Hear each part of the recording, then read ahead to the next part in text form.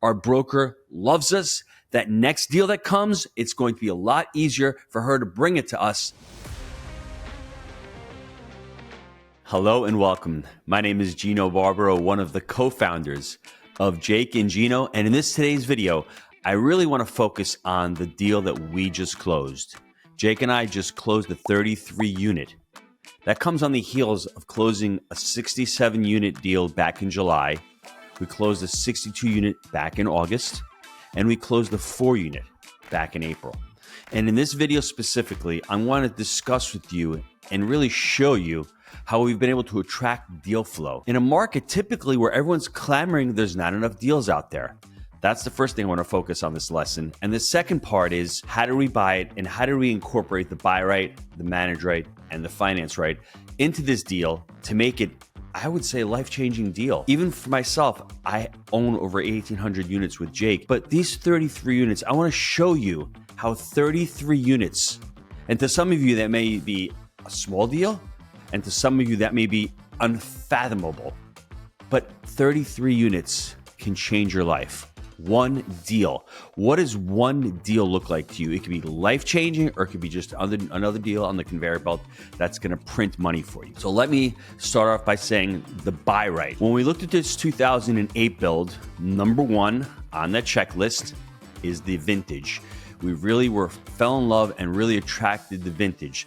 As I'm talking, what I want you to be doing right now is thinking about what your buy right criteria is. If you're in single family homes, if you're in mobile home parks, if you're in self-storage, whatever real estate niche you're in, you need to have a criteria to buy these assets. Unfortunately, fortunately, it does change over time as market cycles start cycling.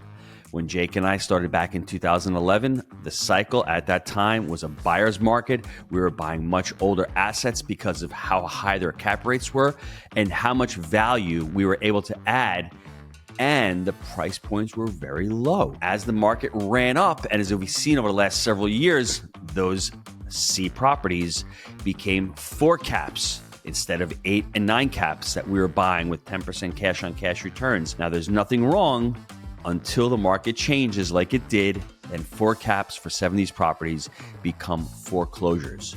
The market cycle has shifted. Those older assets now demand higher cap rates. Owners are having problems selling them. And if you can't buy them for the right price, that's why Jake and I have decided over the last couple of years to buy assets with a newer vintage. So first and foremost, what kind of assets are you targeting? This asset was a 33 unit.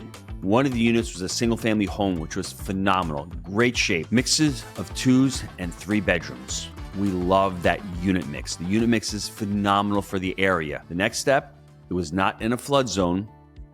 And as you see what's going on with these natural disasters taking place, just to take a moment to say some, heartfelt thoughts and prayers for all the people in North Carolina that have their lives totally devastated.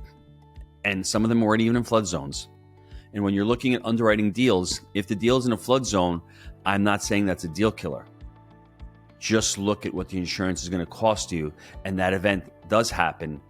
It's going to be a real problem to take care of, because you're going to have a lot of damage, a lot of devastation, a lot of displaced people. So understanding that when we're looking at deals, it's not that flood zones are an absolute no, but we know they're going to be more cost prohibitive, and there's more risk. It really comes down to the function of the price, remember? So understanding that. So we're looking at the unit mix we love. We love the vintage of 2008. Anything 1980s or newer for us right now that has brick, pitch roofs, we really like that. We also like the fact that the median income was really high. It was above $70,000 on this asset. Anything above $50,000 in our market, we're going to look at it. Anything below that, it's not that we're going to say no. Once again, you need to understand if you're getting it for the right price and you can add value, and then thinking about your exit strategy. Are you going to hold it for the long term in an older asset, older part of the market, lower median income, or are you going to flip it? Understanding that's important. Going into this, the buy right criteria for us on this asset was also, and this is some mistake that most newer investors make, they don't have an exit plan for this asset. Our exit plan for this asset is pretty simple. We're going to buy this thing, we're going to rehab this thing, we're going to refinance this thing and hold it long term because of all of the aforementioned. The unit mixes of the 2 and the 3s, Also, we like the amenities. There's washer, dryer hookups in these units. And they're townhome style apartments, which lends itself to more of the apartment home than just the garden style apartments. Nothing wrong with garden style apartments. We own them. But when we saw this townhome, boom. So let me rip it off to you once again, what our buy right criteria is. And as I'm saying it, I want you to formulate your own. And why is it important to have a buy right criteria? Simply put, when you have a buy right criteria, you can convey that to your investors. You can convey that to the brokers, because our broker brought us this deal. This is the third deal that she brought us this year, and she brought us 2 deals last year because she knows our buy right. When this thing hit the market, same day, she called Jake up and says, I've got a deal for you. That's why it's important to understand, to be able to discuss your buy right criteria and let the brokers know. New vintage, great median income, no flood zone, 2 and 3 bedroom apartments. Love the unit mix. Washer dryer hookups. An asset that really has very little, in this case, exterior deferred maintenance on this property. Very little. We're going to need to spend some money on the turns, but at an average turn between $5,000 and $7,000, we're budgeting for that. Now you may be saying to yourself, what did you guys pay for this thing? 33 units, $4.5 million. It was $136,000 per unit with the home. Now I'm looking at the numbers here because I want to make sure I got the numbers exactly. We have average rents coming in at $1,150, so it's below the 1% rule.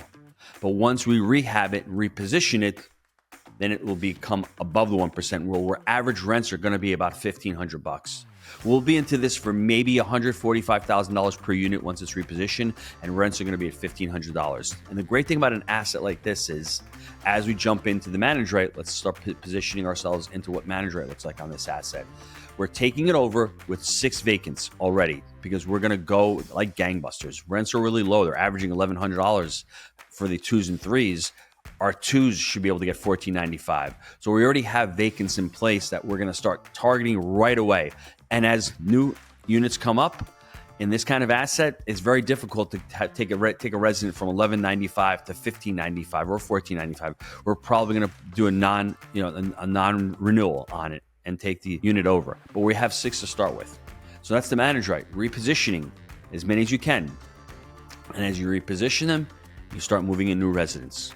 Now, the finance right component on this asset was another really great thing that we've been doing over the last 2 years. We're using credit unions right now. This is right before rates dropped. The community banks have not been very competitive with us over the past 18 months. They just haven't. This credit union is giving us 6.75%, 1 year of interest only. They're giving us a 25-year amortization, and it's an 80% loan to cost. So what we ended up doing was we got $400,000 of debt in the loan itself, baked into the loan to cost. So we need to come up with $1.2 million, 26% down, and $400,000 for the rehab. So we're budgeting, let's say, around $10,000 per unit, which is a little bit conservative because, like I said, parking lots look great, mechanicals are new, siding looks great, the roofs look great. So this is more for the interior. So we're giving ourselves a little bit of a buffer. And for those of you out there that are newer to the game, and even those of you that are a little bit of experience, don't be afraid to put a little bit more money in CapEx. The worst thing that you could do is under budget for an asset, and then all of a sudden you're ready to go and you've got 33 units and you're halfway through the renovations and you run out of money. And then you become a motivated seller. You don't want to do that. Properly prepare. What's important also with multifamily that you need to understand. I was out at my house last week in the country. We've got chickens, we've got a barn, 5.5 acres. When that storm rolled in, we got a ton of wind. And I was out there all week working and preparing. And we're putting a garden there. As a multifamily investor, I want you to think of yourself as the farmer. When you're going out there and you're taking care of your home, you don't see immediate results. As you're planting the garden, you're planting seeds. You need to water those seeds. You need to nurture those seeds. You need to actually have those plants grow. And then you get a harvest. Well, this 33-unit property is the same exact metaphor as you being a farmer. we're buying this property. From day one, there's no cash flow on this asset because of the price point. We're paying a little bit more than what it would be worth on a cap rate, but we know our pro forma numbers will allow us to cash flow between $200 and $300 per unit. I think on the higher end, $300 because of the unit mixes. That's why we love those unit mixes. So if you're thinking to yourself, there's a lot of work on the front end, well, that's what a farmer does. A farmer takes a lot of the risk on the front end. If he's got bad weather, if it's cold, if the seeds don't germinate, they don't sprout, if there's a bunch of weeds, if it's too hot, if there's a drought, then he doesn't have a harvest and he loses. And there's a lot of risk. Very similar to multifamily, but we can control different levers. And for us, we're being farmers. We're buying this 33 unit. We're buying it properly. We're buying it with our buy right criteria. That's what I want you all to do. We have a manage right plan.